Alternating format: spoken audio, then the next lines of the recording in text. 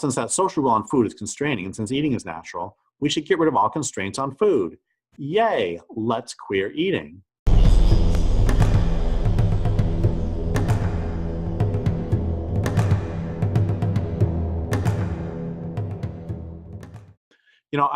We've talked before about queer theory and how ridiculous it is. And one of the ideas in queer theory is that because some social norms, queer theory is essentially how did some things get to become normal?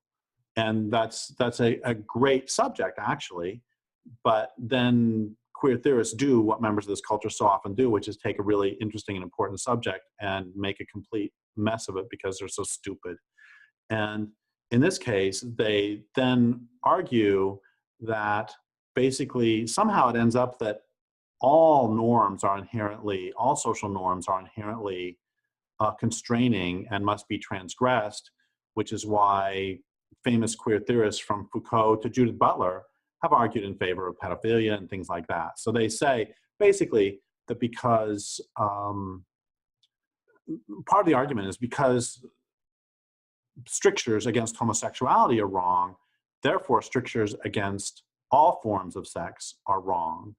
And this is the logical fallacy is just so obvious, but this is taught in universities all over. This is overrunning society, and it's just incredibly stupid that, once again, the notion that simply because some social rules are constraining, therefore all social rules are constraining and must be transgressed.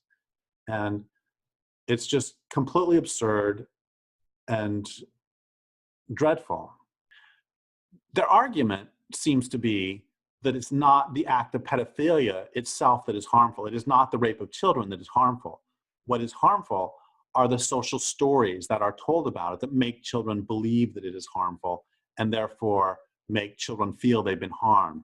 The real harm comes not from the action, but from the stories we tell about that action.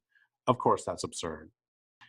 Maybe I'm being too harsh on queer theorists, and queer theory isn't as stupid as I've been making it sound. I actually think queer theory is pretty smart, and we need to apply it to other areas of our lives. For example, eating is natural, just like sex is natural. And we know that some religions make prescriptions on eating that are unnecessarily constraining. For example, I was raised Seventh-day Adventist, and we, like Jews and Muslims, weren't allowed to eat meat from pigs. I still remember the delicious thrill I got from being naughty as a late teen when I ate my first ham and cheese sandwich. Plus, it was really good. Well, since that social rule on food is constraining, and since eating is natural, we should get rid of all constraints on food. Yay, let's queer eating. Okay, so I'm gonna make you some dinner. We'll start with a delicious salad made from chopped up roots from cicuda, or wild hemlock, and shredded leaves from angel wings, bleeding heart, foxglove, English yew, sun-dried only, and pokeweed. Only the finest, freshest, rawest, reddest leaves will be used.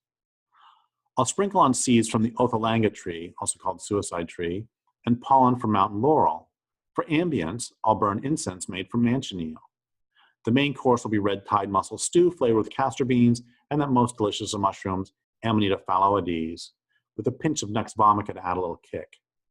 We'll wash it down with tea made from belladonna, sweetened with honey from yellow jessamine, and for dessert we'll have cakes made from delicious bitter almond flour covered with apricot pit sprinkles. And don't worry, you won't die, or if you do, it'll be your fault for not being a good enough queer theorist foodie. Queer theorist foodies understand that it's not the cyanide that kills you, it's the social stories we tell ourselves about cyanide that are harmful. Bon appetit.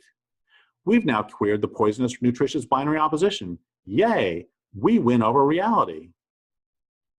But of course, this meal is toxic, and not just because I'm a terrible cook. Some food prescriptions are not reality-based, and some are because the foods are harmful. Likewise, some sexual prescriptions are not reality-based, but some are because the sexual practices are harmful.